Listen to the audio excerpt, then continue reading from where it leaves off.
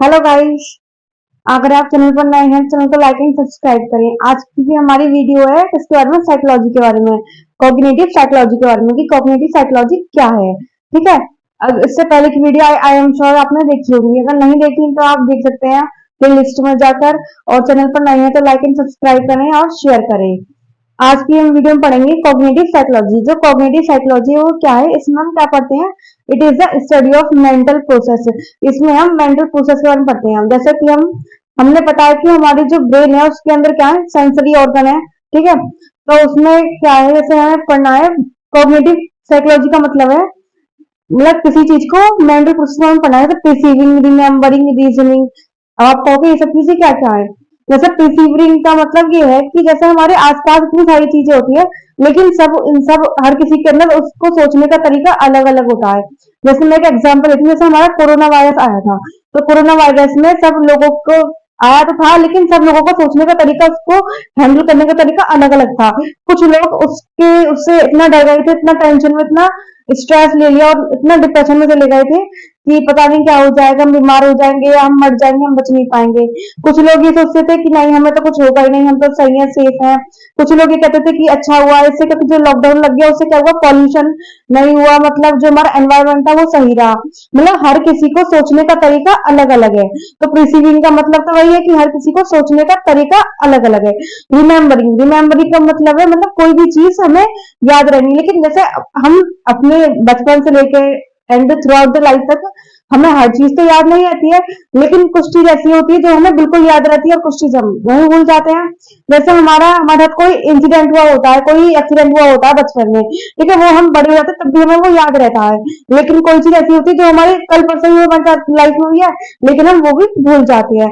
तो वही है कि कोई चीज मतलब कोई भी एक्सीडेंट या कोई भी इंसिडेंट जो हमारी लाइफ पर या हमारे मेमोरी ब्रेन पर कितना इफेक्ट डाल रहा है, ठीक है, वही रिमेम्बरिंग है। क्योंकि वही चीज हमें याद रह जाती है। जैसे सपोज हमारे साथ बचपन में क्या हुआ, हमने क्या कोई मूवी देखी, ठीक है, कोई हमने डरावनी मूवी देख ली और उससे हमें इतना डर लगा कि वो हमें आज तक याद है। हम यही सोचेंगे कि हमें आज के बाद हम ऐसी डरावनी मूवी हमें नहीं देखनी।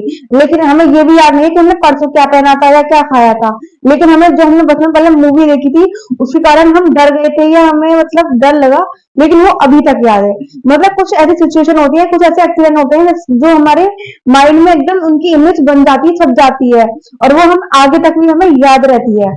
ठीक है। तो वही है रिमेम्बरिंग। उसके बाद है रीजनिंग, मतलब किसी भी चीज को सोचने का और तात्पर्य निकालना, कंक्लूजन निकालना कि कोई भी चीज अगर हो रही है तो उसका भी कोई रीजन होगा। देखो जो भी कोई इंसान है उसका जो बिहेवियर है वो किसके ऊपर डिपेंड करता है, उसकी सोच के ऊपर डिपेंड करता है। क्योंकि हम जैसा सोचते हैं, जैसा देखते हैं, वैसा ही हमारे मन में विचार बन जाते हैं, वैसा ही हम बिहेव करने लगते हैं।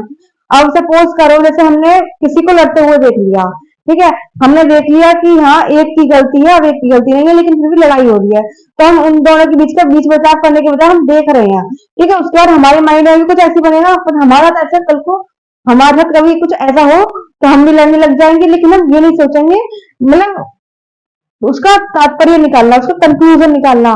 ठीक है, रीजनिंग। अब ये जो कॉग्निटिव साइकोलॉजी है इसमें भी क्या है, चार पांच तरीके हैं इसका।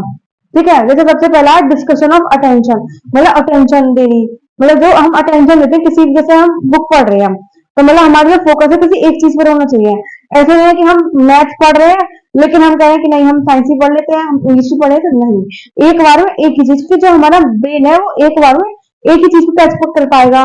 अब जैसे हमारी टीचर है वो हमें क्लास में पढ़ाती है, ठीक है, लेकिन वो समझा रही है और बच्चा लिख रहा है, तो ना ही तो वो ढंग से लिख पाएगा ना ही वो ढंग से समझ पाएगा। इसलिए एक बार में सिर्फ एक चीज पे फोकस करो। वो समझा रही है तो पहले उनकी बात को सुनो और समझो, उसके बाद जब वो टाइम देंगे तब लिखो, उसको नोट्स बनाओ जब।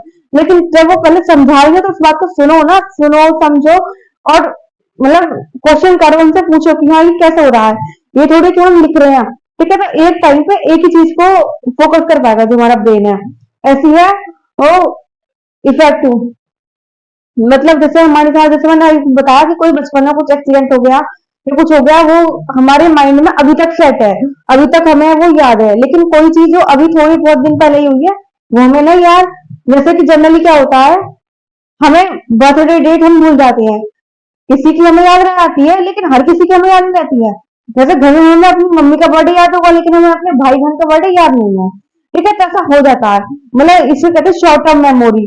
जैसे मोबाइल नंबर, किसी ने हमें मोबाइल नंबर बताया, तो मोबाइल नंबर हमने अगर उसी टाइम याद कर लिया, डायल कर लिया, तो हमें थोड़े टाइम के लिए याद हो जाएगा, लेकिन फिर हम भूल जाएंगे, क्योंकि ये जो मेमोरी शॉर्ट टर्म मेमोरी, ये ज्यादा देर तक हम वो चीज हम याद नहीं रख पाते हैं। ठीक है, तो वही क्या हुआ है, शॉर्ट टर्म मेमोरी। और जो हमारी कॉग्निटिव साइकोलॉजी है, इसमें हम यही पढ़ते हैं, मतलब हमारी मेंटल प्रोसेस के बारे में, हमारे ब्रेन के बारे में। जो एक साइकोलॉजिस्ट होता है और एक न्यूरोलॉजिस्ट होता है, उसमें क्या डिफरेंस होता है। जो साइकोलॉजिस्ट होता है वो क्या करता है, जो वो हमारे एक्सटर्नल बिहेवियर की स्टडी करता है, मतलब जो हमारा जो बिहेवियर हम करते हैं उसके बारे में पढ़ता है, हमारे उसके बारे में स्टडी करता है। लेकिन जो न्यूरोलॉजिस्ट होता है वो किसकी स्टडी करता है, वो हमारे ब्रेन की स्टडी करता है, जो हमारे ब्रेन के अंदर जो नर्व्स है, जो सेंसरी ऑर्गन्स है, उनकी स्टडी करता है, और मतलब बताता है कि हमारे अंदर जो इम्पल्स है वो जनरेटेड है, या मतलब क्या फंक्शन हो रहा है ब्रेन के अंदर। तो जो न्यूरोलॉजिस्ट है और जो साइकोलॉजिस्ट है, वो दोनों आपस में मतलब अपनी स्टडी करते हैं, और उससे क्या है, वो एक व्यू निकालते हैं, अपना एक वो बताते हैं कि हाँ, इस इंसान के अंदर ये मतलब उसका जैसे उसका ये बिहेवियर, जैसे हम कहते हैं हम किसी इंसान से मिले, कोई इंसान हमें अच्छा लगा, वो अच्छे से बात कर रहा है, अच्छे से कम्युनिकेट कर रहा है, ठीक है। लेकिन कोई इंसान होता है रूड हो रहा है, खड़ूस होता है, मतलब रूडली बात कर रहा है, उसका बिहेवियर ये था कि वो रूडली बात करता है, अकड़ूसा। ठीक है, लेकिन इसका मतलब ये नहीं कि वो खुद रूड है, मतलब उसका बिहेवियर ऐसा, उसकी सोच ही ऐसी है कि जिसके कारण उसे इतनी जल्दी गुस्सा आ जाता है, इतना रूडली बिहेव करता है। तो इस साइकोलॉजी में हमें क्या पढ़ना है, कम्युनिटी में हमें मेंटल प्रोसेस के बारे में ही पढ़ना है। ठीक है, आई होप कि आपको ये समझ में आया होगा, और आपको वीडियो अच्छी लगी हो तो लाइक एंड चैनल को सब्सक्राइब जरूर करें।